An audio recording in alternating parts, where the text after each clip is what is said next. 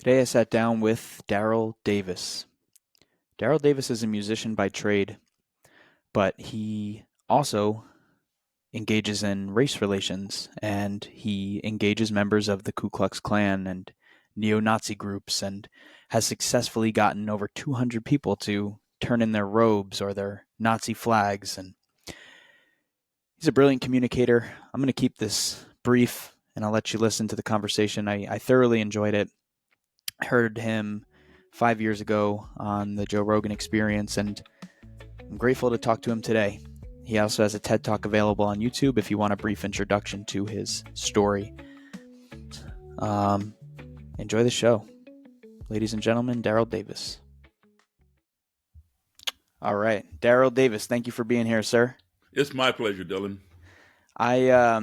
So 5 years ago, I had shared a clip of you on my Instagram without knowing that we were going to speak, but you did Joe Rogan for the first time, I believe, right about 5 years ago. And then I remember watching it and just being amazed because I didn't know that you existed, which led me into your TED Talk and really fascinating stuff. But again, I'm really grateful to be able to speak with you because I never really anticipated that we would. So happy to be here. And I just want to have you give people a little bit of background on who you are and some of the things that you do without context, if you don't mind. Sure.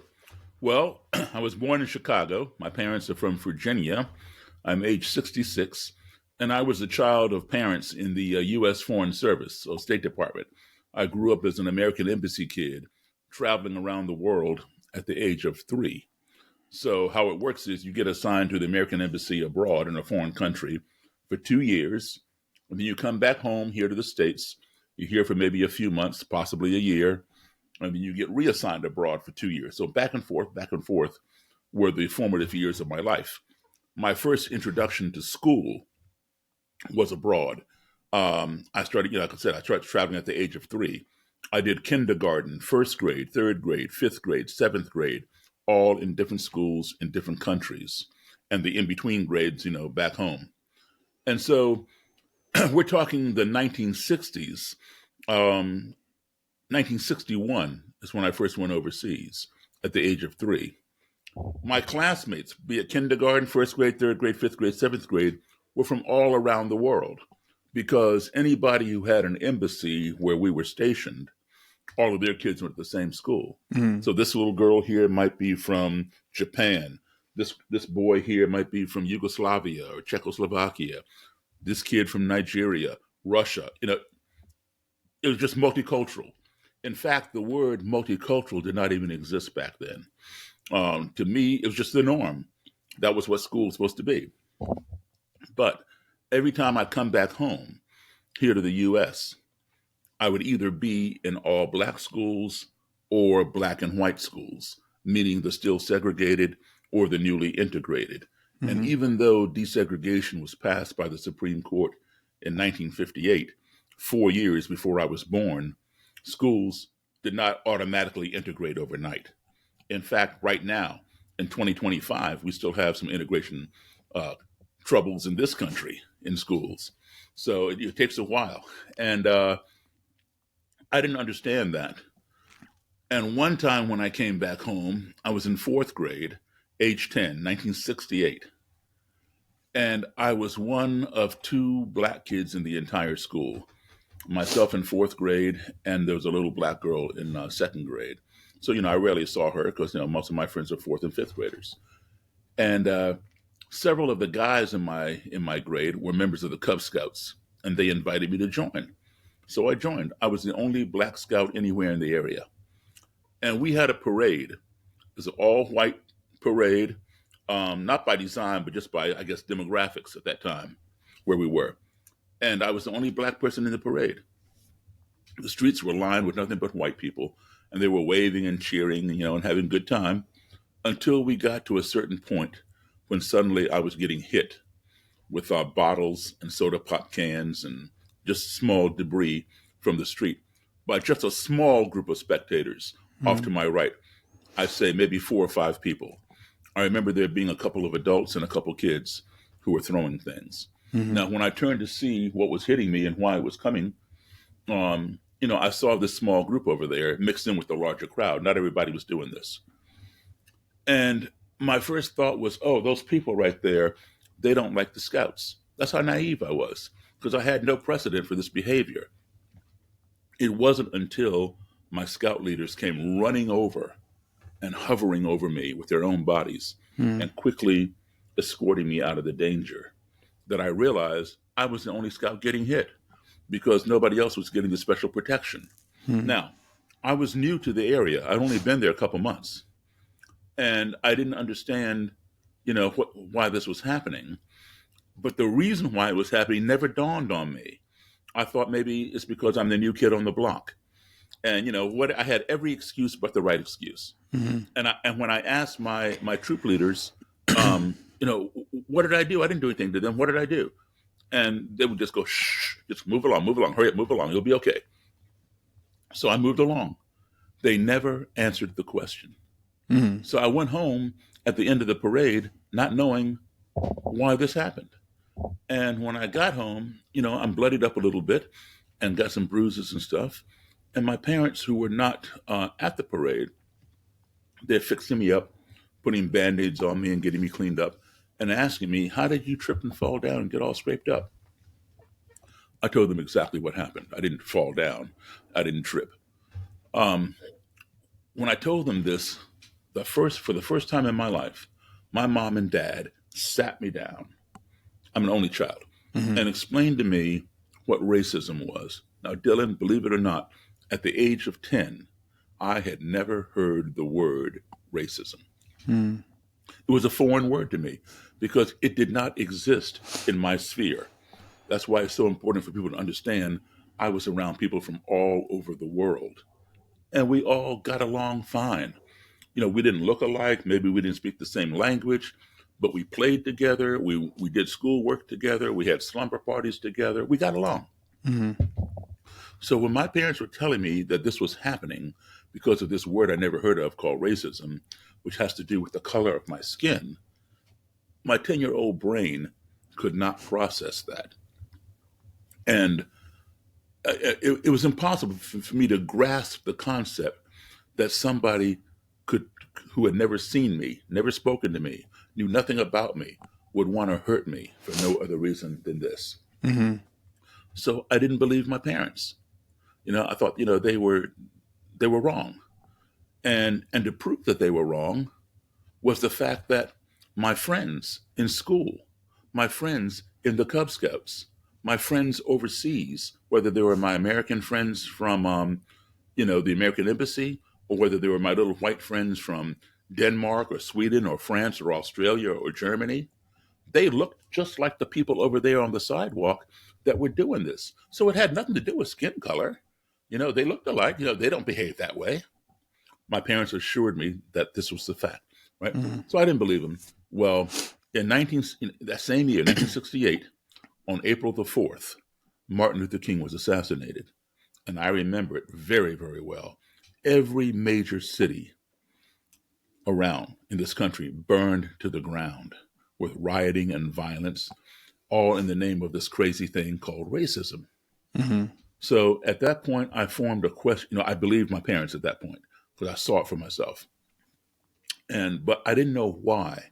Why did people dislike one another over something as trivial as skin color? It's like, I'm going to come bash up your car because your car is red and I like blue. If you had a blue car, the same model, I wouldn't touch it, Mm-hmm. but because you have a red car, I'm going to go bash it up. Well, I realized my parents had not lied to me, and this thing called racism existed. So I formed a question in my own mind at the age of 10, which was, how can you hate me when you don't even know me? And now for the next 56, 57 years, I've been looking for the answer to that question because I'm 66 now. I'll be 67 in a couple months. Mm-hmm. And I think it's a powerful, powerful question. Obviously, that's at the fundamental root of who you are and how you developed in the world, which is incredible. And also the fact that you did have those overseas experiences allowed for the perfect baseline for you to understand that humans can get along in the right context, in the right culture. Right. And then integrating into an American culture. And at that time frame, it's very interesting because in preparation to talk to you, I was revisiting some other books and things like that. So one of the books I had on my shelf was Warriors Don't Cry, Melba Pattillo Beals. She was a part of the Little Rock Nine, and there's a picture in that book. There's a little section with pictures, and I can't imagine, being 30 years old. I largely grew up in a world that was integrated.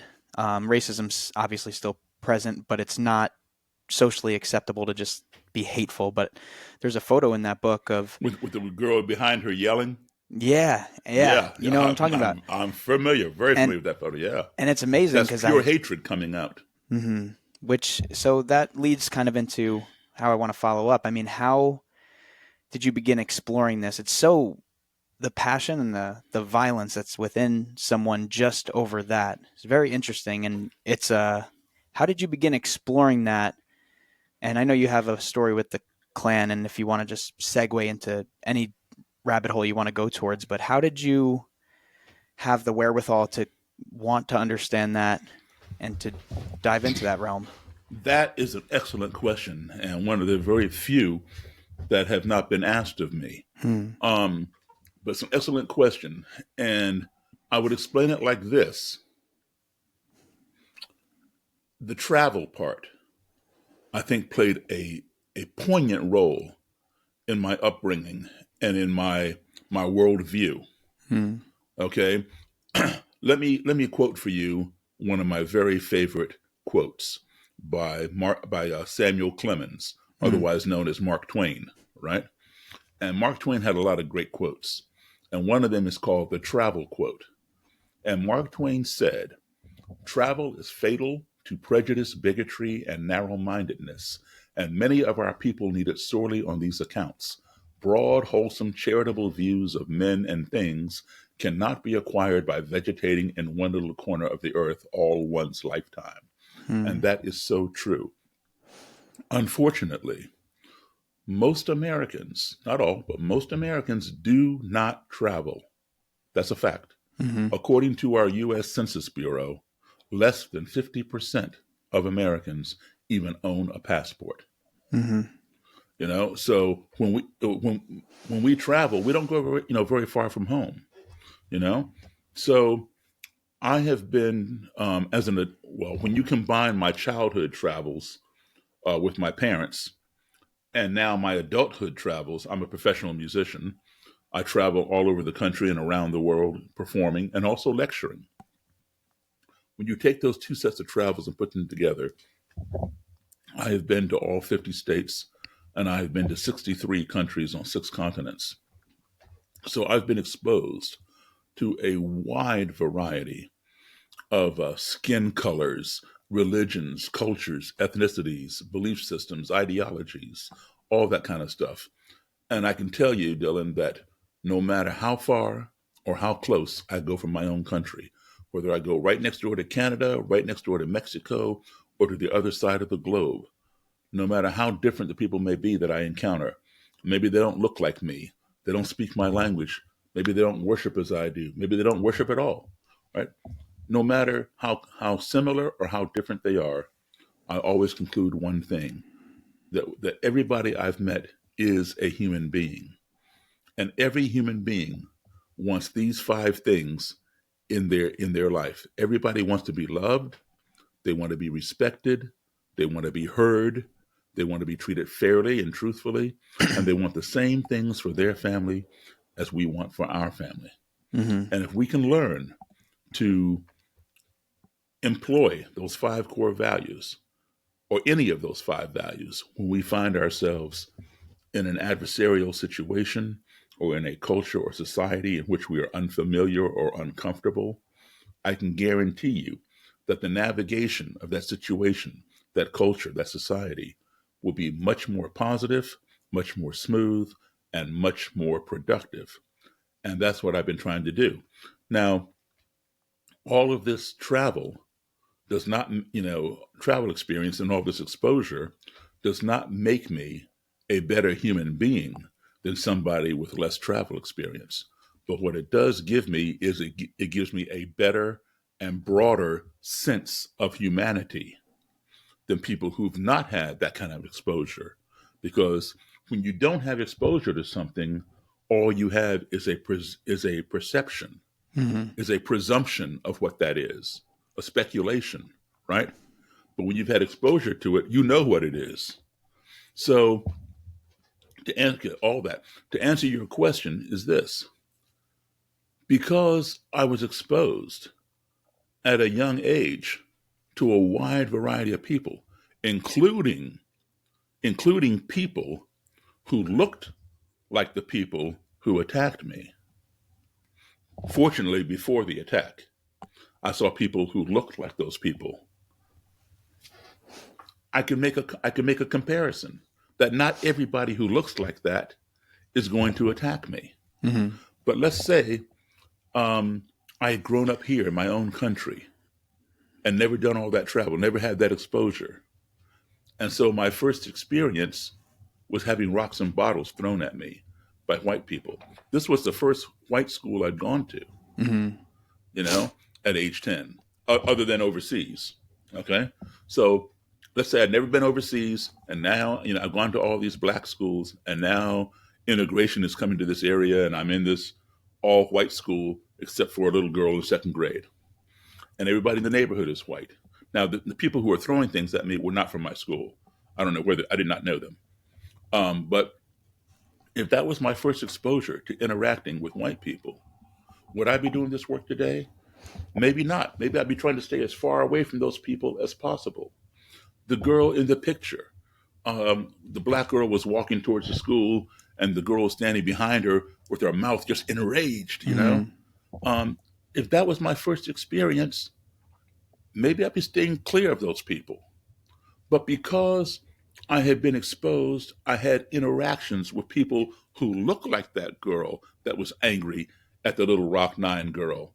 Um, and I knew that not every white person behaved like that. Mm-hmm. It gave me the impetus and the encouragement to say, hey, well, this is not something indigenous to every white person. Hmm. We need to resolve this and address this. Interesting. And so I agree with you. I think that some of the most opinionated people that I've ever met have like very rarely left the hometown that I'm from. And it's hard because you're looking at the world through a screen or through books, and you just don't have the context that you could have. If my algorithm is curated to make me, let's say I'm looking at my phone and I'm watching all these videos of violence, and or I'm getting certain cultural programming put into my brain, but I'm not actually traveling and seeing things, then it's easier Right. to become opinionated. Well, let me give you another example that happens very frequently. I give maybe 60 to 80 lectures a year, during non-COVID years, of course, Mm-hmm. uh, all over the country. And I would say, I lecture to corporations, to colleges, high schools, middle schools, synagogues, churches, police departments, civic organizations, whatever. But I'll tell you, 2 to 3 out of every 10 lectures I give, especially on a college or university campus, this will happen. I'll do the lecture, I do a Q&A, and then I'm done. But there'll still be some students who want to ask, another question. Or, I've brought some robes and hoods or something, some Klan robes and hoods with me, and they come up to the podium, they want to see it up close or touch it or something. So I hang around with them, and entertain their questions. But 2 to 3 out of 10 times, there'll be somebody hanging in the back of the auditorium. And I've come to learn what's up. As soon as I'm done with these other students and they move away, and I'm there by myself packing up my stuff, he or she will come down and, to approach me. And they'll like look around, make sure nobody is within earshot. And they'll say, oh, Mr. Davis, I enjoyed your lecture. I thank them, shake their hand, and they'll look around again and say, my mother is in the Klan, or my Hmm. dad's a neo-Nazi. And that's how I was raised. I was brought up like that.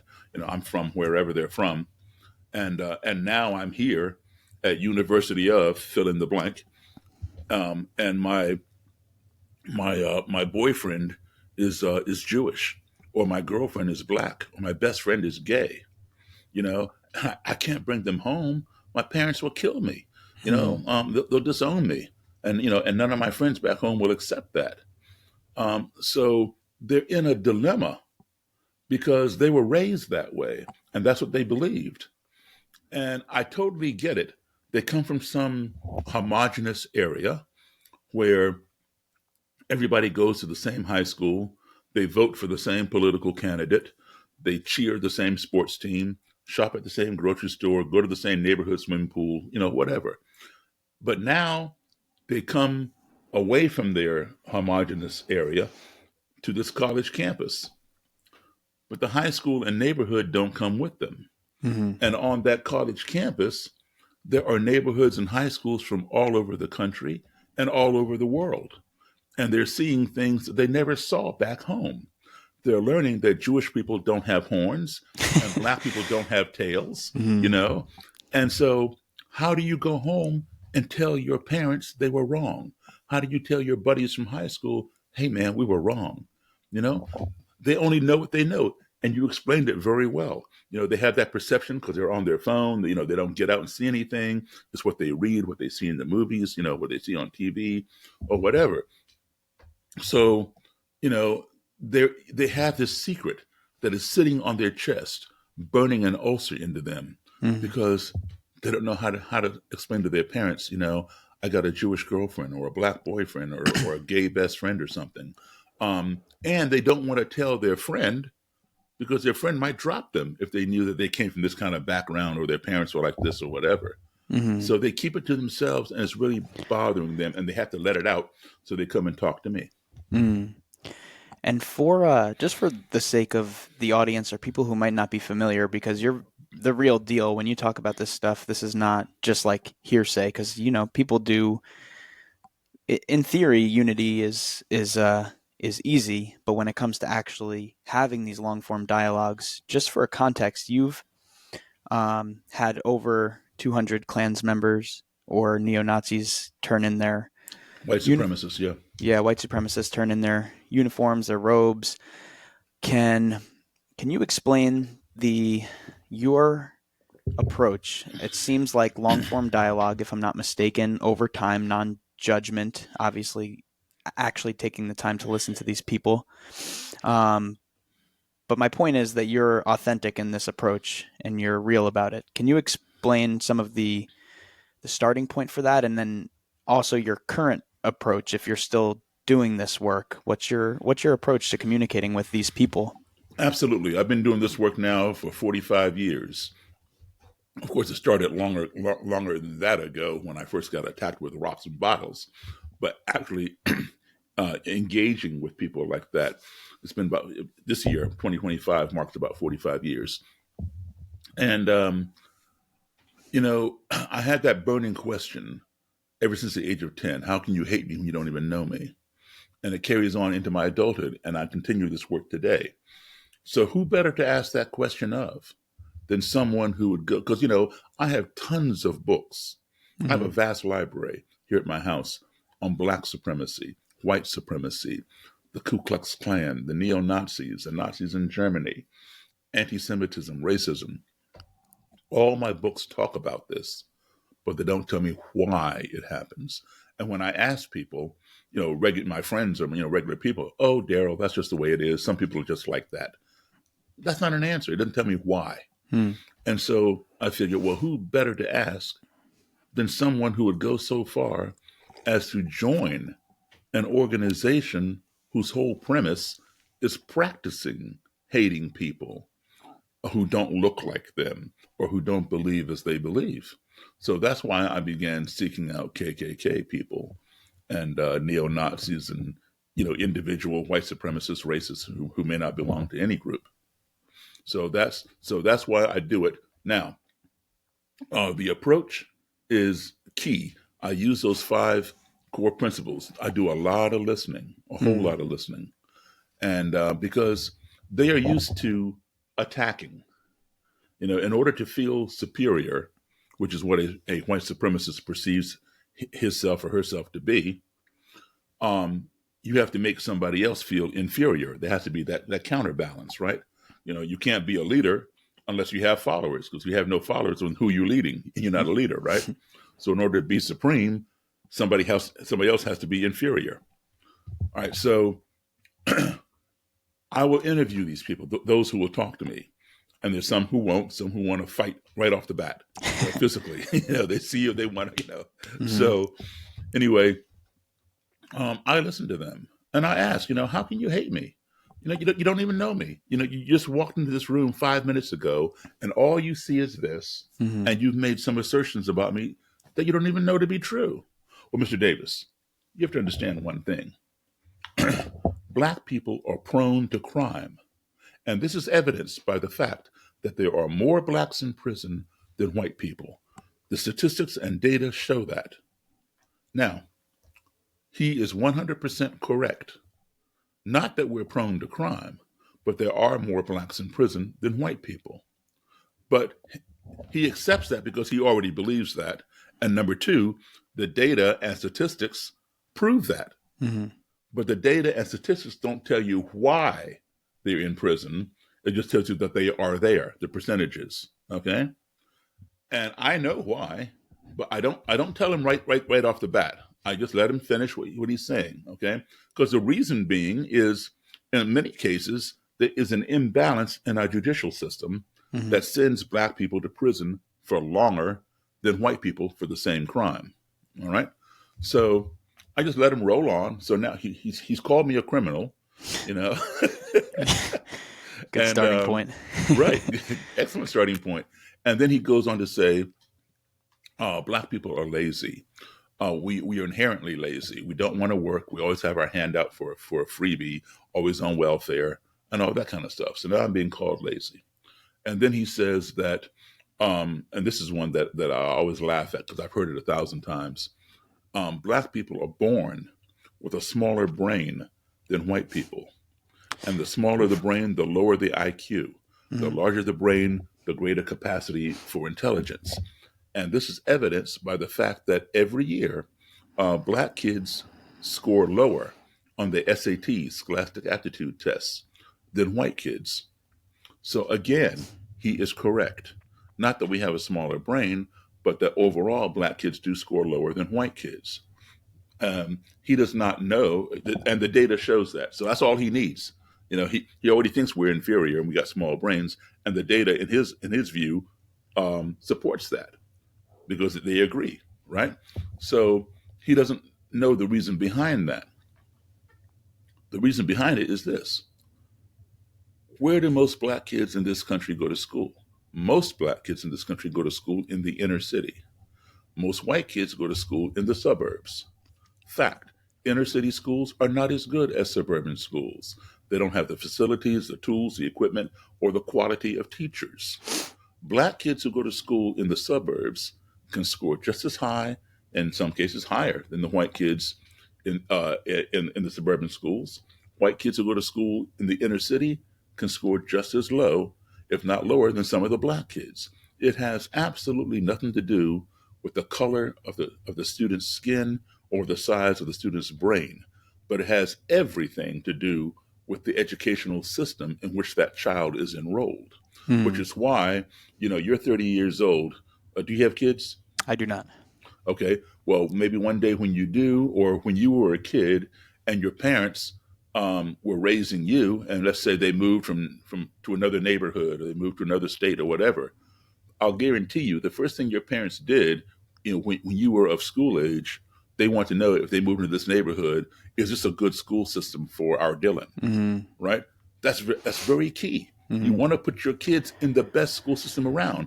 Even if you like this neighborhood, but has a school system that's terrible, your parents are not going to move into that neighborhood. They're going to move somewhere maybe a little less good than the other neighborhood, but at least it has a good school system where you're going to get a good education. That is what is key, the educational system, not the brain size or the color. And so I don't explain that to him right then and there. I just sit back and listen to him. All right? Because when he walks into the room and he sees me his defenses go up. Mm. His ears get shut. He's ready to offend. He's ready to attack because I'm the enemy. He has to be the alpha dog, right? And put me in my place. All Mm. right. So I don't push back. Most people push back. You calling me a criminal, man? They want to, go off on the guy, right? Mm. Um, so I don't do that because all that does is escalate, and it empowers him and emboldens him, and in his mind, it proves his point, right? So he comes in with his ears plugged and his defenses up. And I'm just sitting back listening. He's Mm. calling me a criminal. He's telling me I'm lazy. And now he's calling me dumb because I got a small brain. That's and great. I and I'm not reacting. Mm. I'm just sitting there, okay, And now his defenses are coming down. Mm. Okay, they're coming down because I'm not attacking to keep him up. All right. Understood. Okay, so if I try to attack him, when he's calling me a criminal and all that kind of stuff, his defenses are up. I might as well be talking to a brick wall. Okay, Mm. but because I don't attack, his defenses start coming down. As they come down, his ears open, and by the time he finishes exhausting all this vitriol on me, his defenses are down. He's wondering, how come this black guy didn't push back? Mm. And now he's curious as to why. What do I have to say about what he said about me? So he's all ears. Now is my opportunity to plant the seed. Okay? Mm. Now, I could go on the attack. It's my turn. I could go on the offense like he went. Could say, no, you're the criminal. You're the one hanging black men from trees and dragging them behind pickup trucks and bombing their churches. I'd be 100% right because the Klan has over a 150-year history of that, right? But if I did that, his wall would go up, his ears are plugged because he doesn't want to be brought down, right? So rather than go on the attack like that, I go on the defense. And I said, well, I don't have a criminal record. My mom and dad don't have a criminal record. I haven't been to prison.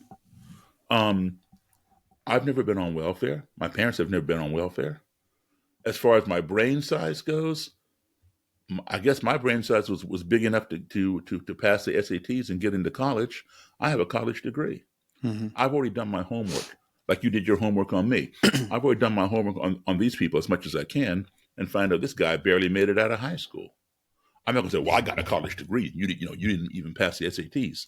If I did that, the wall would go up. So I just Mm. let them know, hey, I guess my brain size must be big enough to pass the SATs because I have a college degree. Mm. So they go home with all this information and they think about it and they're like, man, I just had a 3-hour conversation with a black dude and we didn't come to blows. We might have got a little loud, but we didn't come to get violent. And what that Daryl Davis guy said is true. Oh, but he's black. But what he said made sense. Oh, but he's black. So they're having a cognitive dissonance. They know, they research what I said. They found, oh man, he's right. But how can he be right? He's black. Black people are wrong. And so they struggle with that. And when they realize, yes, he's right, they have to make a choice. Because they're having a dilemma in their mind and it has to be resolved.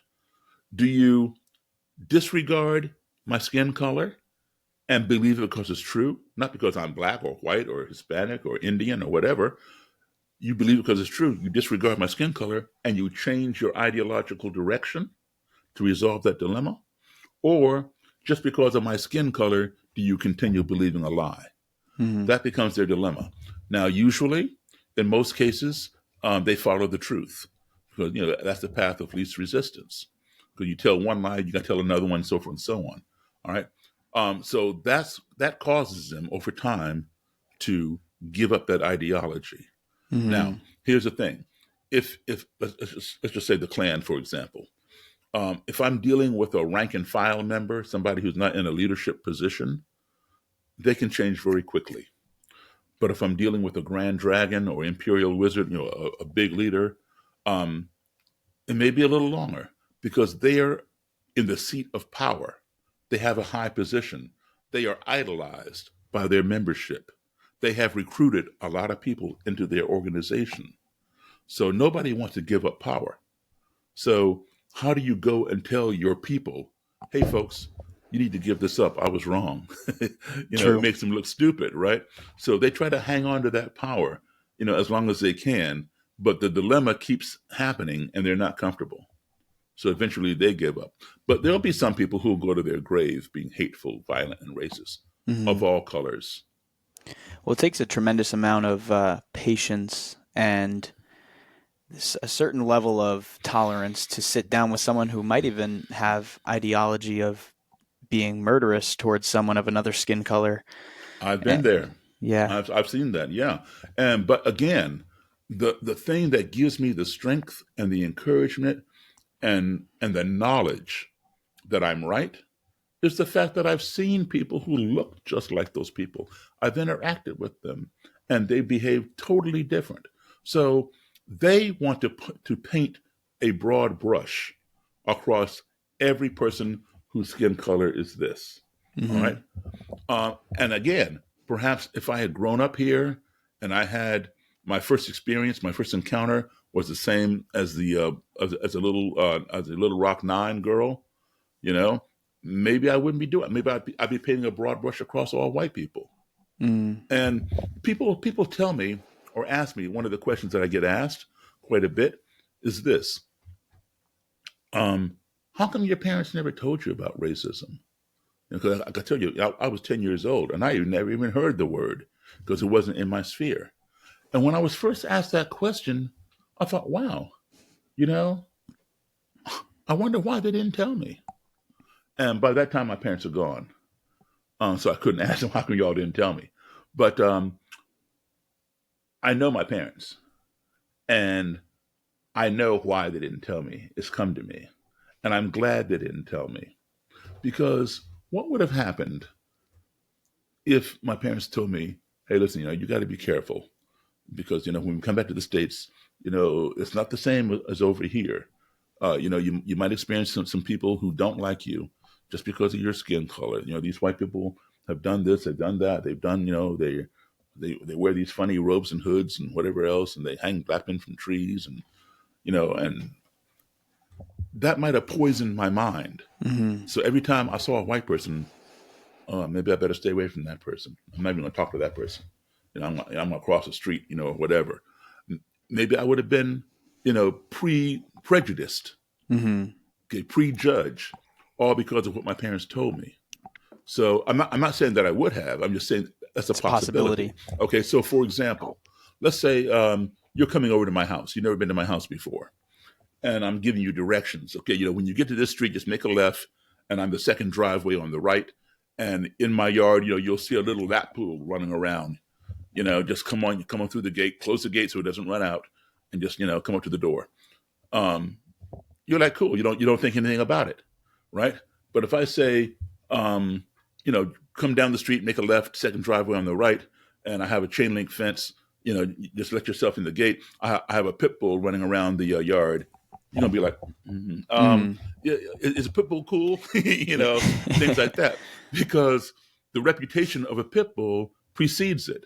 Not all Hmm. pit bulls are going to tear you limb from limb, but they have a reputation because they're usually involved in dogfighting and crazy things like that. And yes, some can be mean, but some Hmm. poodles can be mean too, Hmm. you know? But because of the reputation of the pit bull, you might have a little trepidation and you might, unless you own a pit bull and some are cool and some are not, you might be like, is the pit bull going to bite me? Or do you want to meet me at the gate or put the pit bull in the backyard before I come in? Whatever. Hmm. These ideas are going to cross your head. Of course. Yeah. I mean, I think that you touched on a few interesting things, and in this, you definitely represent something that's in the spirit of Martin Luther King Day yesterday. He has that book, Strength to Love, and there's a section in there and a concept of the strong-mindedness and the tender-heartedness, and combining those instead of being, because if you're hard-hearted and you're strong-minded, gonna be you're gonna be like have walls up and boundaries, and you might be urging to fight. And if you're weak-minded and weak-hearted, you just don't have the courage to interact with people who hate you. So I think that strong mind and then the gentle heart to understand that hearts can change and people can change and we can forgive people is a powerful baseline to start from.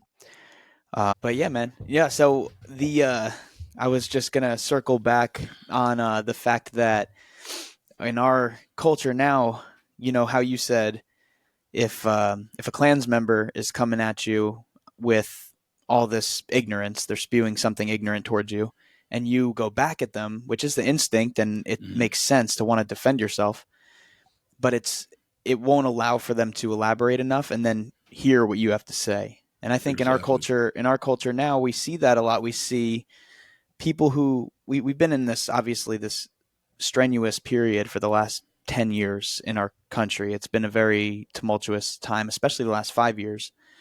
And I see that people have a really difficult time talking about hard ideas with people that they disagree with. And and I'm concerned about that because I think that that's where we're going to run into and continue to run into a lot of issues. It's just people they have they have their ideas and some of them are correct, but some of them are not correct, and but they're unwilling to engage with someone else who thinks differently. And that's And where we need a culture change. Um, for example, I mean, COVID forced certain culture changes. Now you have more people working from home because they were mm, forced to use Zoom because they couldn't go into the office, couldn't go to school, couldn't go shopping, or whatever. So we quickly learned how to use Zoom, and thank goodness for it. Not everybody did so well, especially little kids, trying to go to Zoom school. Some did okay, some not so well. But we were improving our knowledge of it, and as a result, there's less traffic on the street if people are working from home, less pollution, air pollution, whatever from exhaust. Um, so we have had this culture change forced upon us by a pandemic or whatever. We need to come to our common senses and say, look, you know, it has not worked for us to yell and scream and want to beat somebody up because they disagree with us. Um, if I sit back and just calm myself, I know who I am. Um, I don't let this person trigger me, but hear them out. We will find a whole different culture change and we'll see, wow, that is pretty productive because we allow ourselves to be triggered too much. And, people say to me, how can you go inside a room and sit down with those people? I could never do that. First time somebody calls me a criminal, I want to punch them in the face. I don't have a criminal record. My answer is this: look, know who you are before going into a room with somebody with an opposing view. Because if you don't know who you are, they're going to tell you who you are, and you might walk out of that room believing them. So I know who I am. If my mom or my dad told me, Daryl, we think you're kind of criminally minded. You stole money out of your mom's purse or, whatever. Um, you shoplifted a candy bar at the 7-Eleven. So now they're calling me a criminal, my parents. Okay. If they tell me that I'm lazy, I don't make up my room and whatever else, or they tell me, I'm dumb because I got an F on my report card. Well, I can accept that because they're my parents. They brought me into this world. They raised me, and if that's how they view me, then maybe they have some credibility. But somebody who's never seen me before just walks into a room to be interviewed, and now he knows that I'm a criminal and I'm lazy and I'm dumb based on my skin color. No, I'm not going to react to that. I know who I am. Why would I believe a lie? Because people ask me, doesn't that offend you? Is what he is saying offensive? Yes, it's very offensive. But am I offended? Absolutely not. And why am I hmm, not offended being called a criminal or lazy or dumb? Because I know who I am. This person doesn't know who I am. He's only seeing me for the first time and seeing this. And so he has a false perception. So he's not telling the truth. Why should I be offended by a lie? I know who I am. I know I'm not dumb. I know I'm not lazy. I know I'm not a criminal. So, hmm, you know, don't allow yourself to be controlled because when you allow yourself to accept what this guy is saying, he's calling you and be insulted, then you are enabling him to continue. Know who you are going into the room, but be willing to listen to what he has to say, whether he's right or whether he's wrong. Allow him to have his platform because the more he talks, the more ammunition you will probably get to put back to him and show him where his statements, fall short of hitting the mark. Hmm. And as you communicate with just endless amounts of these people more and more over the years, do you feel like you've arrived at sort of answers to that question, or is the question of how can you hate me if you don't know me? Do you feel like you found a response to that, or is that just a question that continues to be driven to I explore? do find responses to it, and I always get two responses, believe it or not. My first response is what I just told you. They hate me because I'm a criminal. I'm lazy. I have a small brain. I'm not, as good as they are. I'm That's not laughing basically, at the answer. It's just funny when yeah. you repeat it that way. Well, that's true. That's Yeah. the answer basically initially. But Mm, then when they end up leaving, I get a second answer. Daryl, I don't know why I hated you at first. I really shouldn't have. I'm sorry. mm, I had no reason. So they have no reason to hate me. Is the second answer. They come to that realization. mm. What do you think about that in itself? It seems so toxic to have venom in your heart just towards people that you don't know. And Right. do you think And a lot of these philosophies are just driven? What breeds hate? I actually heard you bring this up on Joe Rogan, but I'd like to hear you talk about it again. What okay, do you feel sure. like hatred stems from? Okay, a lot of hatred stems from ignorance. We hate and I'll give you, remind me if I forget my point, remind me to give you the elementary school example. Sure. Um, hatred, hatred is bred by fear. We hate things that we fear, things that scare us. Whether it's a roller coaster ride, oh, I hate roller coasters, something as innocuous as that. Or whether I hate Nazis because they murdered my great ancestors and put them in a internment camp and so forth and so on. Okay, so it's a different kind of hatred, but you hate certain things because you fear the Nazis. So Mm, whether you fear the roller coaster at Disney World or whatever, or you fear the Nazis, it's still fear, and that fear drives that hatred. I hate riding roller coasters. I don't even want to see a Nazi. That mm, kind of hatred. Okay, same thing. Um, the fear is bred by ignorance. We fear the things we don't understand, those things of which we are ignorant. And I use the term ignorant not in a derogatory sense, but in the sense of unaware, uneducated about. Like I'm ignorant as to how to rebuild a car engine. If something goes wrong with my motor in my car, I'm taking it to a professional mechanic. It's not in my wheelhouse. mm, Okay. Um, so ignorance breeds fear. Fear breeds hatred. Hatred breeds destruction. And I'll give you an example of this. I'll give you two examples. Um, when I first interviewed this Klan leader, he came to my. He didn't know I was black, and he came to this motel room to be interviewed with his armed bodyguard. And my secretary, who was white, had called him and made the arrangement to be interviewed. He thought he was being interviewed by a white guy. I told her not to tell him that I was black unless he asked. If he didn't ask, don't tell him, because I wanted to be candid. You know, even if he I was told by a former Klansman who I got this guy's information from, Daryl, do not fool with him. He will kill you. This mm, guy was being very protective of me. He was concerned because he liked me. And I heard what he said, but I'm thinking that's all the more reason I want to talk to him, because he would kill me, because I need to know this mentality, right? Why would mm, he kill me? Just because I have black skin? So anyway, um, she called him, made the arrangements, and he agreed to do the interview. Didn't ask what color I was. So we're in the room when he comes. The bodyguard came in first and turned the corner and saw me and just froze. And the leader came from around the corner, not realizing that his bodyguard on the other side of the corner had stopped short. He came around and boom, hit the guy in the back and knocked him forward. Now they both are stumbling around trying to regain their balance. And they're like looking all around the room, looking at me. And I could see in their faces what they were thinking. They're thinking, did the desk clerk give us the wrong room number? Or is this an ambush? mm, So I stood up and displayed my hands, my palms, so they could see I had nothing in my hands. And I walked forward. I said, "Hi, I'm Daryl Davis." And they shook my hand. They slowly calmed down, and they came in. The leader sat down, and the bodyguard stood to his right at attention. And I had a little black bag beside me that had blank cassettes in it so I could record the conversation. And I also had a copy of the Bible because the Ku Klux Klan claims to be a Christian organization. And they claim that the Bible preaches racial separation.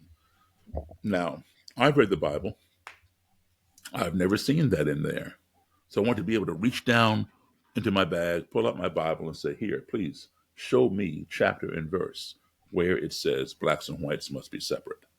So every time he'd make some biblical statement, I'd reach down to get the Bible. Or my cassette ran out of tape, I'd reach down to get a fresh tape. Every time I reached down, the bodyguard would reach up. He never pulled his gun out, but he put his hand on the butt of the gun, the handle. And I totally understood that. That's his job. I'm the black guy. He's the head of the Klan. I'm the enemy. He doesn't know what's in this bag. So his job is to protect himself and protect his boss. So I totally got that. But after about 45 minutes or so of me going in the bag, him reaching up, he finally relaxed. He realized there was no threat in the bag. I went in and out of the bag. He didn't move. Right? So he gotten over that. But a little after an hour into this interview, we're just talking, and we were using a lamp table because there are no big tables in hotel rooms, motel rooms at that. I took the lamp off, and we're just sitting at this little table talking. So he's very close to me, maybe 3 feet away or less. And out of nowhere, there was a sudden, very fast, very short noise, like a, and we all jumped because it was totally out of context with anything that we were doing. And I jumped up out of my chair and I hit the table. The noise was too fast and too short for my ear to discern what it was, but I knew that he had made it. And how did I know that he made it? Because I didn't make it. So process of elimination, right? and I had gone into survival mode because in my head, I was hearing what that former Klansman said: Daryl, don't fool with him. He will kill you. Something, he's getting ready to kill me and I need to take some preventive action. So I had gone into survival mode. And when you go into survival mode, you fear for your life and you will do anything and everything to preserve your well-being. Some people, they faint. Because the fear is so great, the brain can't process it and the brain shuts down, like my computer did, right? And, you can't process it. So you faint, you pass out. Another thing people will do is their muscles will constrict and they'll ball up and start shaking and they can't, block blows or anything. That's called paralysis by fear. I don't do that either. The third thing people would do is to run away. That is the best option. As quickly as you can, separate yourself from the source of fear. Get away from it. All right? That's the option that I would have chosen had it been available to me, but it was not available. I'm not armed. My secretary is not armed. The person who I know for sure is armed is the bodyguard. I saw his gun, right? The leader, I don't know. Maybe he has a gun up under his suit and tie. I don't know. All I know is I cannot outrun a bullet in a motel room. So that's not an option. So the only option you have is to do a preemptive strike. Get them before they get you. So when I flew up out of that chair, I was on my way to diving across that table, grabbing the bodyguard, grabbing the leader, and slamming them down to the ground and taking away the bodyguard's gun.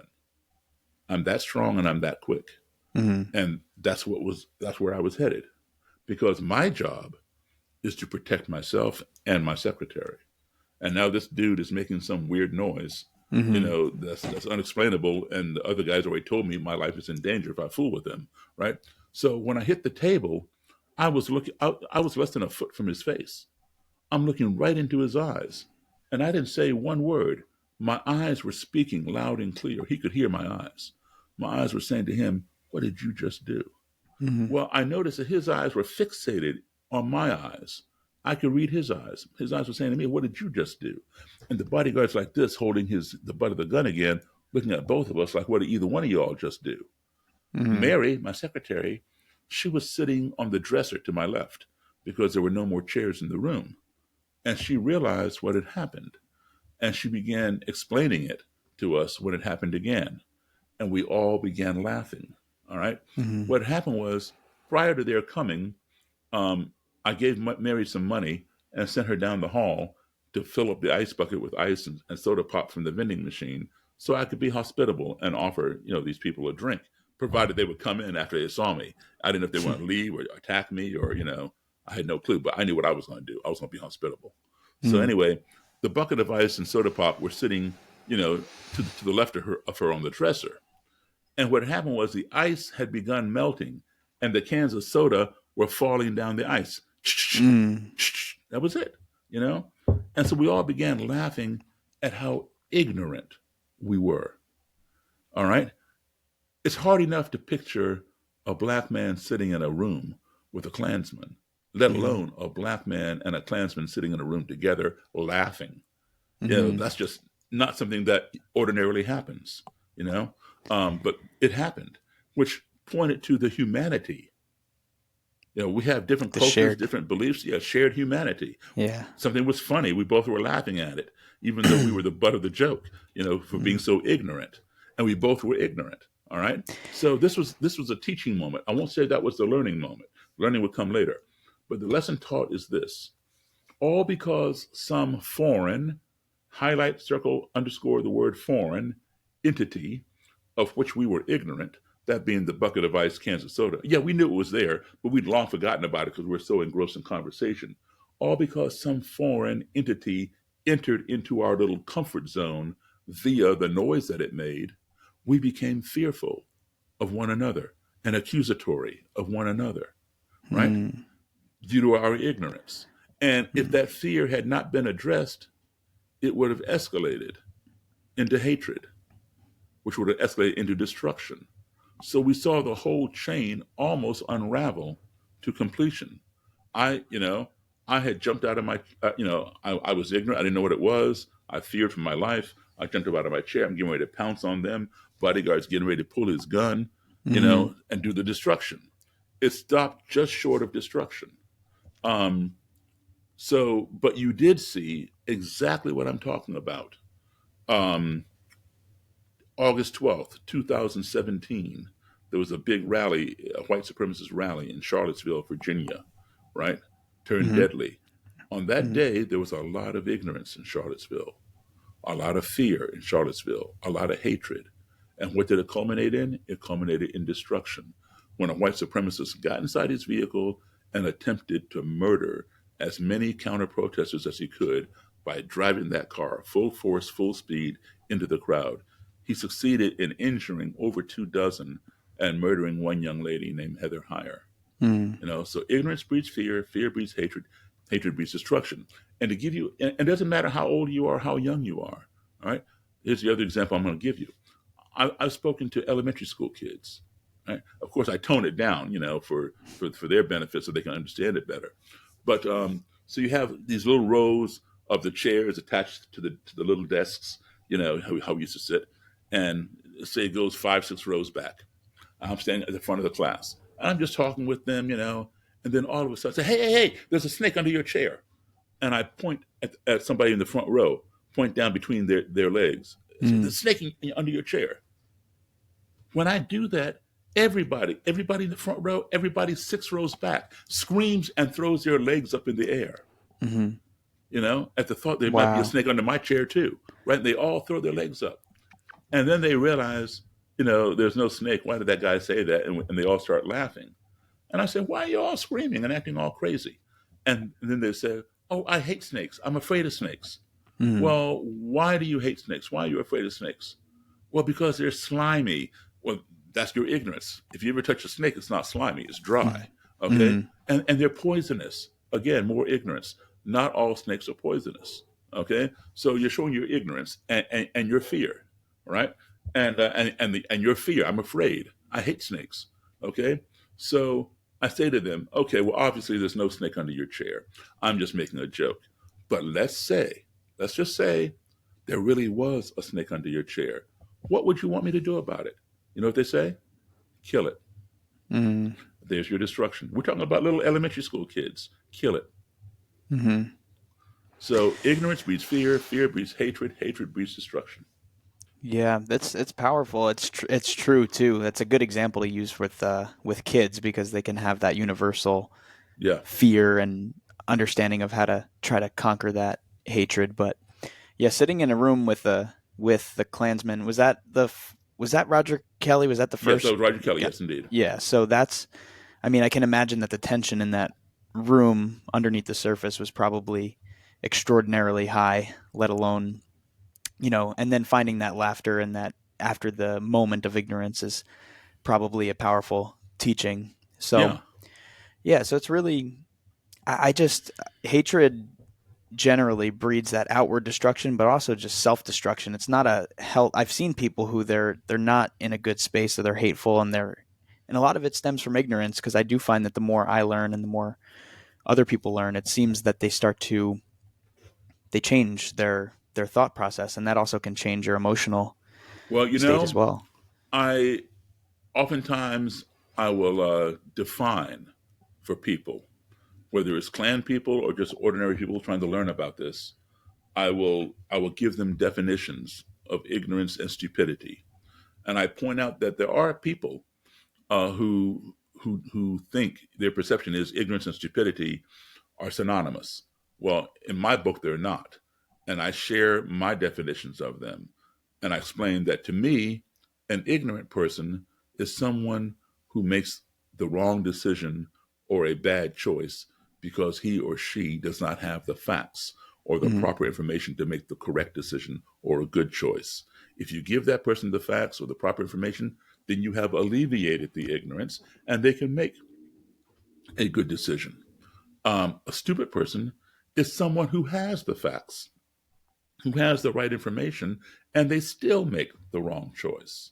Okay? So I give the example if I paint all the walls in a room, but I don't post up any signs saying wet paint, stay off the walls, anybody coming into that room is ignorant to the fact that these walls are wet.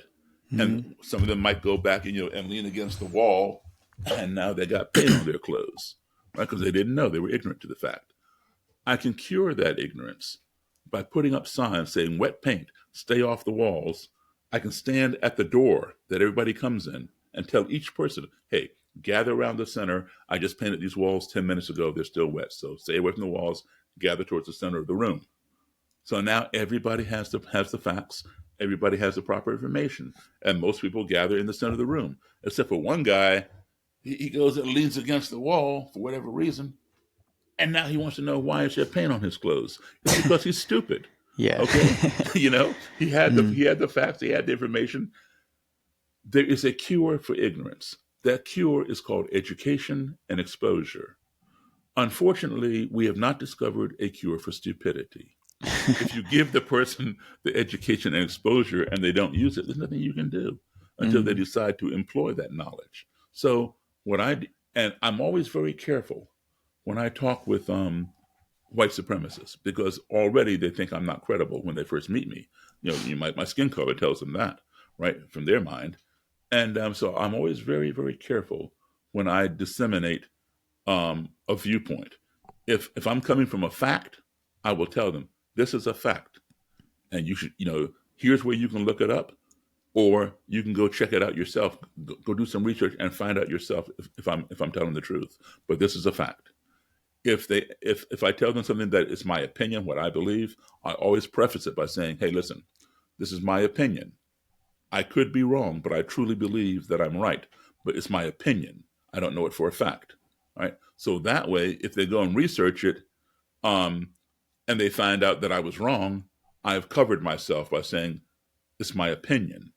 All right. Mm-hmm. But if I try to present my opinion as a fact, and they find out that I'm wrong, then it just ruins my whole credibility and it reinforces what they already knew about me that I'm not credible. Got you. Like it's like Okay. a block. It's a blockage. It's insurance. Yeah. Yeah. Are there like, let's say, spiritual teachers or teachers in the social justice world that you've leaned on heavily, or have you just had a broad brush painted across the board, reading different teachers and trying to find your own methods? I think a little of both. I mean, I greatly admire Dr. King. Mm, Um, and there have been some others, even some that that he admired, like Mahatma Gandhi. And just people who've had life experiences, that they've shared. That I go, wow, I need to take a look at that and maybe incorporate some of that into what I do. But again, my world experience from traveling as a kid, I think prepared me, for mm. this. Without that, I don't know that I would be doing this. I would like to think that I would, but I don't know. It seems like you have a lot of ability to forgive people as well. Do you think it's that, or do you think it's just coming from a non-judgmental space? Um, I can forgive if the person uh, becomes accountable once they Mm, realize, hey man, I screwed up, you know, and they do what they need to do, whether it's serve a penalty, reimburse restitution, or whatever, for the damage that they did or the crime that they committed, whether it's a white supremacist or just a criminal on the street. Um, we have to be accountable for our actions. Okay, you can say you don't believe in this at all anymore, and so forth and so on. But what are you going to do to make repairs? Now, some of the damage you've done can never be repaired, mm-hmm, but you can at least apologize for it, or try to make some kind of amend, mm-hmm, acknowledge I was wrong, and when people do that, then yeah, you can I can forgive. mm. Yeah, I admire Dr. King as well. He's extremely articulate, and I don't know why I was drawn toward these topics. That's why I was so when I first heard your podcast and the TED Talk, I was really fascinated because I hadn't heard of a lot of people that were actively engaging in these difficult conversations, at least in a modern context. Because now, again, the modern context is, well, you should not even allow these ideas in the public space, which again suppresses them and just pushes them to the side. It doesn't actually resolve it. And then when I went back and I was listening to or reading or listening to Martin Luther King interviews, speeches, and then even Malcolm X, it's like these people were so articulate and so they had such a strong ability to articulate their ideas, whether it's those two or other people, whether I agreed with everything they said or not. I deeply admired how they could communicate with people, and I always felt that communication was gonna save us in some way, because if we're not willing to talk to each other, we're just gonna look at other people as the other. And now it's gotten large scale where it's like you have global conflicts: Russia, Ukraine, Israel, Palestine, and you still see the same manifestations of this horrible ignorance, that and then we just kill each other, and we, like you said, we have those same five desires as human beings. And obviously neither of us are in the position to solve the global conflict issues, but I genuinely believe it starts with that individual communication. You're absolutely 100% correct, and I'm glad you brought up Malcolm X and also the Palestine Gaza Palestine Israel situation. Um, do you remember just a few years back, a U.S. I think it was Army sergeant had gone AWOL, and the Taliban caught him and kidnapped him. His name was Sergeant Bergdahl. I'm Uh, not familiar. okay, you should look him up. Sergeant Bergdahl. I think it's Bergdahl. Okay, he was, I think, in Iraq or Afghanistan. I forgot now off the top of my head. But he had left his post and went AWOL, and he was picked up by the Taliban and held hostage. And so we negotiated with the Taliban. We have this policy, which is ridiculous, in my opinion, that we do not negotiate with terrorists. Sometimes you have to, Mm-hmm. okay? And in this case, we did. And we made a deal, and you can see it on YouTube. We made a deal that we would free several of our Taliban hostages that we had in Guantanamo Bay or wherever, Abu Ghraib prison. in exchange for Sergeant Bergdahl. Okay, so they agreed. Everybody agreed. You watch it on YouTube. The helicopter, U.S. Marine helicopter, whatever, descends into the desert, and these Marines get out.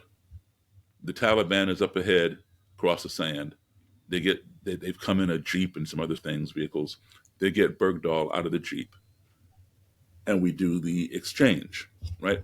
And the U.S. Marines, shake hands with everybody. The Taliban's all lined up. They shake hands with everybody, and then they turn around, and some of them take Bergdahl quickly back to the helicopter, and the other Marines are like walking backwards, facing the Taliban, make sure they don't get shot in the back or whatever. Mm. And we all get in the helicopter, and off we go. And the Taliban tells the news, we don't understand why they didn't stay and talk with us. We want to talk with them. And the response that came from our government is, we don't negotiate with terrorists. Well, you just negotiated with terrorists to get Bergdahl back. The fact that they want to talk with these people, the Taliban want to talk to us, we have to look at the other side of the coin sometimes. I'm not subscribing to the ideology of the Taliban, but the fact that they want to talk is commendable, because they are soldiers fighting for what they believe is the betterment of their country. We are the terrorists to them. All right? Like they are the terrorists to us. But maybe if we had stayed and talked, we could see each other's humanity and realize this war is stupid. These people are just like us. They want the same things we want, and they're in a role where they're fighting for their country, thinking that we're the enemy. We're not the enemy. We want the same things they want. What can we do to bring this to a halt and realize we have more things in common than we do in contrast? But we ran off and didn't even want to talk to them. I thought that was shameful on our part. Yeah, I mean, I think a lot of the way that our government communicates and world leaders generally is elementary. They Yeah, act, we act like we're this superior. The government specifically, and again, world leaders, they make these major decisions about the state of the world, and they're unwilling to have basic discussions. It's very sort of sick. yeah. And you mentioned Malcolm X. Mm-hmm. Malcolm X had made all kinds of anti-white Mm-hmm. statements and things like that. He was, I forgot now right off the top of my head again, what his real name was, or his given name at birth. But Oh, no, actually, well, it was Malcolm Little was the yeah, birth right. name, and then he Little was changed it. right. Yeah. And then he went to prison, for drugs and pimping and whatever else he was doing. And in there, he found religion in the form of the Nation of Islam. And now, Nation of Islam is a very, very, very small sect of Islam. And it does not agree with a lot of things that Islam stands for. So, like Christianity, the Ku Klux Klan claims to be Christian.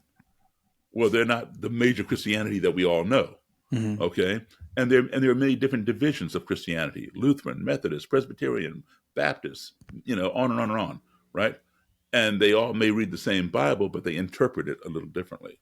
So, Nation of Islam does not come from some Islamic country. It was founded right here in the United States by a person named Elijah Muhammad, and so Malcolm X, found Islam in prison, but the denomination that he was exposed to was Nation of Islam and the teachings of Elijah Muhammad, which were very black supremacist and anti-white and all that kind of thing. So that's what he knew, all right, and that's what he expressed when he recruited people, all right. But then, where did he go? He went to Mecca, and in Mecca, he saw all kinds of Muslims who were Mm-hmm. white, who were Asian, who were from here and there and Europe and whatever else. And he's like, whoa, white Muslims? He'd never seen them before. And they knew as much, if not more than he did, about Islam. He had an epiphany. It Mm-hmm. blew his mind wide open. Sort of like the kids I was telling you about who come from some rural community and come to college and see things they never saw back home, Mm-hmm. right? he realized he had been duped Mm-hmm. by Nation of Islam. Mm-hmm. And when he came, and when he came back, he began telling them about these white Muslims and these Asian Muslims and this, that, and the other. And guess what? That got him killed. He was assassinated because he was destroying somebody's little power trip, you know? That's why, Um, yeah, that's why I admired him too. He was very, because again, I did watch interviews when he was still very much following Elijah Muhammad, and he definitely had strong opinions on keeping things segregated between whites and blacks. And then I because he watched didn't know any different. exactly, and And that's if what exposure does for you. And so mm, why it's so important that travel be implemented. You know, I remember back in the when I was in school. Okay, so now I went to school, high school and stuff in Maryland. I did college in D.C. But for spring break, where'd everybody go? They went to the beach, mm, either Ocean City, Maryland, or down to Daytona or something, right? Today, kids, they might go to Europe, they might go on some to South America, some other place, which is great. They see things that they don't see in their own country. You can always see your own country anytime you want, mm, but take advantage of the world and go see something, see other people, because it definitely opens your mind and gives you mm. new perceptions. Indeed, yeah. My I always love to travel, and my youngest brother, has done even significantly more than me. He's in Portugal right now, surfing, and he surfed in Panama. And I agree. When I went to Jamaica and when I went to Costa Rica and places in the States, you end up meeting these people that it changes the way that you perceive the world, and you realize we're all just trying to make it through. And it also gives you a window into some of the advantages that you have in, at least for me, at growing up in the Northeast. Like I'm like, damn, some people, they have it tough, and they experience poverty in a way that I haven't even seen. And even in America, it's just it's a different experience. But Yeah. I wanted to ask you one more question. I mean, what would you like to see with how would you like to see the culture going forward? How do you, especially now we're entering this new time with Trump taking a second term, and there's still a lot of tumultuous relationships between people politically. People don't see eye to eye. How would you like to see the culture move forward, and how would you shape that so that we can all communicate and get along? Okay. I think we're going to see it get worse before it gets better. Hmm. We need a lot more communication, regardless of who is president, whether it's Trump, Obama, Biden, Bush, whoever. We need a lot more communication. And we have the tools. We have the tools to travel if we so choose to do so. We travel physically, cross the ocean or something. But we also have this tool that you and I are using right now, the internet. We can talk to each other in real time, see each other in real time, share experiences in real time. Why don't most more Americans communicate with somebody from another country? Over the internet, just get to learn a little bit about them. When I was going to school, we had International Day, where if there were any kids from different countries, they come in wearing their native clothing and they bring a dish, that their parents prepare for for the other students. Hmm. That's significant to their culture, like Indian food or food from Chile or wherever. If you have a Chilean student, that kind of thing. But we need more. We don't need to do that just once a year on International Day or something. It needs to be done throughout. All right, and I feel the same way. You have to call me back sometime. We'll do a podcast on Black History Month. I have a Yeah, lot of I would love to. okay, Yeah. but yeah, Donald Trump is going to be an interesting ride. Um, I think he's going to fail a lot, Hmm. and there he has a big following, but we're going to need to hear them out, listen to what they have to say. Why do they vote for him? Why do they believe a lot of things that he says and promises that he makes? What do they feel this country needs? And we're going to have to address a lot of their concerns and address a lot of their fears. Hmm. All right. I can tell you what's going on in this country. that the media does not talk about. The media knows about it, and every now and then it'll crop up, but they don't talk about it enough. I learned about this in 1982 from the head of the American Nazi Party. All right. He was fearful of the year 2042. Most white supremacists, even today, are fearful. They know that year, 2042. Hmm. The U.S. Census is taken every decade. And I'm 66 now. When I was a child, the black population in this country was 12%. Native Americans, 1%. Hispanic Latino Americans, almost 2%. Asian Pacific Americans, almost 3%. Whites were like 86, 87%. Today, the last census taken was in 2020. White people are only 59%. Mm-hmm. Black people remain at 12%. They say 12.9, so they call it 13%. So we really haven't grown.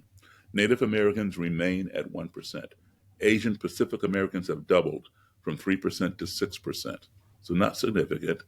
Latino, Hispanic people have more than quadrupled to like 17 point something percent.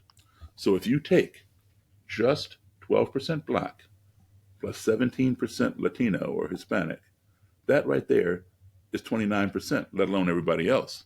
That's almost a third of the U.S. population. Mm-hmm. This is happening and is well predicted in the year 2042. For the first time in the history of this country will be 50-50. 50% white, 50% non-white. Between 2045 and 2050, this is going to happen.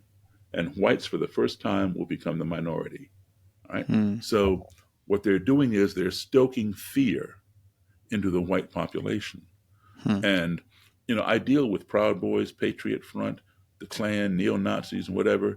And what they tell me is, Daryl, I don't want my grandkids to be brown. They call it the browning of America, or white genocide through miscegenation, right? And so they're very concerned about immigration and things like that.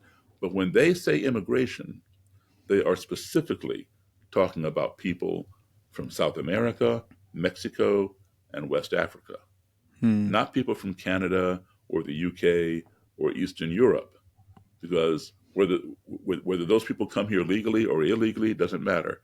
They're white, and it will increase the white population. So if their grandkid marries somebody from Canada or from Lithuania or from Scotland, the grandkid's going to be white. So that's what's concerning them, and that's why we're seeing so many lone wolves. Lone wolf is somebody who acts on their own. And when I first started this, 40 some years ago, there were only basically three groups: neo-Nazis, KKK, and white power skinheads. Today, you got neo-Nazis, KKK, white power skinheads, Patriot Front, the one percenters, the three percenters, the Proud Boys, the Oath Keepers, on and on and on and on. And they're all saying, come join us, come join us. We're going to take back our country. And so, they're putting out this message that white people are being erased, that all these people who don't look like us are coming here and taking our country from us. Are you familiar with the term white flight? I'm not. Okay. I want you to ask your parents or ask somebody older than you, what is white flight? Okay. That was a big, big term up until about maybe 20 years ago. Okay. You'll understand what it is when I tell you. There used to be all white neighborhoods. Okay. And at one time, you had to sign, if you were white and you lived in that neighborhood, you bought a house in that neighborhood, you had to sign a covenant that if you moved, you could not sell your house to a black or to a Jew. And it was legal back then. Okay. So you keep the neighborhood all white. Blacks and Jews had to live somewhere else. All right. And then they abolished those laws and things like that. So when black people or Jewish people, whatever, started moving into the neighborhood, white people moved out. And they went to another all white neighborhood until they came there, and then they moved out again. So each time they move, they fly. It's called white flight. All right. Yeah. Well, white flight no longer exists because the color of the American landscape, excuse me, has changed so much that anywhere you go, there's already somebody there who doesn't look like you. And so people are freaking out because in the white supremacist mind, They believe we discovered this country, we built this country, we wrote the Constitution, and now people are here who don't look like us trying to take us away from our country. And Donald Trump, Mm-hmm. their leader, said they're bringing rapists and murderers across the border. We already got rapists and murderers here already, homegrown, okay? But Mexicans, are bringing rapists and murderers across the border. And then his little sidekick, Vance, said Haitian people are eating people's pets. Mm-hmm. You know, so what about Jeffrey Dahmer? He was a white guy. Mm-hmm. He was killing cats and stuff and eating people. He was a cannibal. Mm-hmm. But they don't talk about that. Yeah, it's very interesting. It's so interesting. It's an interesting time because I know, and again, your world is interacting with a lot of these hate groups and these white supremacist groups, which is, and then I'm living in Arizona, so I'm around a lot of Hispanic people, white people, black people, Right. and actually a lot of them that voted for Trump, but for very Sure. different reasons. And like, and even and I understand why, looking at like the state that a lot of people my age are living in, they're like, we need some sort of solution, but it's very different reasons as to why, which is concerning though, because the fact is you're also appealing to these, as much as you might appeal to people that aren't like hateful people, you're also appealing to hateful people by spreading, propagating messages like that. And Hmm. that is a concern. And I've had these open discussions with people because I'm like, I could see both ends of the spectrum. It's like, so You I, know, you mentioned Arizona, and if I'm not mistaken, and fact check me because I could be, it's either Arkansas or Arizona. I think it was Arizona. Was the last state to approve. It took a long time for them to do it because they kept resisting to approve Martin Luther King Day. hmm, For decades, we've been fighting. Arizona was holding out. I think it was Arizona. okay. Um, but here's the interesting thing about Martin Luther King Day. Martin Luther King is the only American man who has a holiday all to himself. And guess what? He's black. Hmm, A lot of people couldn't handle that. That's why they didn't want to give a black man a holiday all to himself. Now, there used to be two white guys. Each one of them had a holiday all to himself. Do you know who I'm talking about? no, I probably Okay, would when you say it, but you will when I say it because you're too young to remember that. All right. I remember in school we celebrated George Washington Day, and then another day we celebrated Abraham Lincoln Day. Mhm. All right. And then the government figured out that we had too many holidays. So they combined those two, Washington Day and Lincoln Day, from different months into one day called President's Day. That's Mhm. where President's Day came from. Okay. Hmm. So before you had two white guys who each had a holiday, two American white guys who each had a holiday to himself. All right. Now there are no American white guys that have a holiday to themselves, but a black guy does. And that freaked out a lot of people in this country. All right. That's why they Interesting. resisted it. Now, here is where racism comes in. And hear me clear. We do celebrate a white guy with a holiday all to himself in this country. A, he's not American. B, he's a murderer, a pillager, and a rapist. And he never discovered anything. And who am I talking about? Christopher Columbus. Columbus. Okay? Christopher Columbus. All right? He's not American, which is fine, but he's a rapist, he's a murderer, and he's a pillager. All right? And how do you discover a place when you get there, people are already there? All right? So we celebrate him in October. There was no resistance, no question about it. Now people are trying to change it into Indigenous Peoples Day because they were here when Columbus came anyway, right? So it should be changed.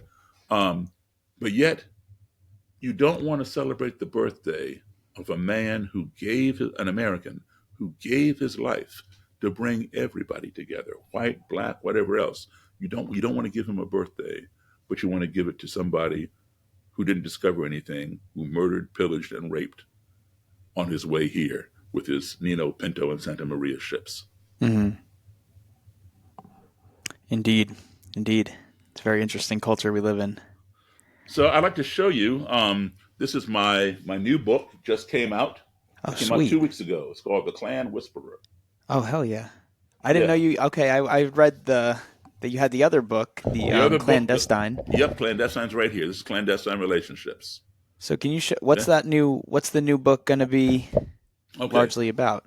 The new book, um, Clandestine Relationships, is out of print now. I took it out of print.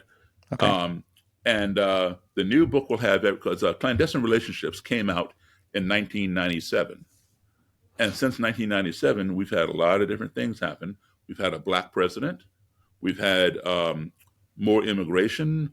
We've had Donald Trump. We've Mm-hmm. had an insurrection. We've had a lot of things that have fueled white supremacy. Mm-hmm. So, which were not in the 1997 book, obviously, because they hadn't happened yet. So, this book has a lot from the clandestine relationships from the first book. So a lot of people go on Amazon and eBay and wherever else trying to get the first book. And because it's out of print, some booksellers still have some leftover copies and they jack up the price to several $100s and stuff. Don't go there. Okay. Mm-hmm. Go to Amazon and get this book right here, The Klan Whisperer. It's Okay. brand new. It has almost everything from the first book, plus updates and new stories, and also techniques that anybody can use to have conversations with their worst adversaries. Okay? Mm-hmm. Listen, I'm not a sociologist or psychologist. I'm just a rock and roll piano player. But Mm-hmm. if I can sit down and have conversations with people and walk away with Klan robes and hoods and swastika flags, anybody can do it. My book will teach you how. Mm-hmm. Well, thank you so much. I would love to do this again, and we can get more into that. I'll get the book because I actually didn't even realize you had written that new book, which is excellent. So I will get that book. We'll talk about Black History Month, and then we can talk some music as well. Sure, I'd love But to. but thank you so much for doing this, Daryl. Hey, man, thank you for having me. I really, really appreciate it. Well, thanks for tuning in to the podcast, folks. Dylan's World Podcast, that is. Remember to like, subscribe, and follow. Available on Spotify and YouTube. Thank you.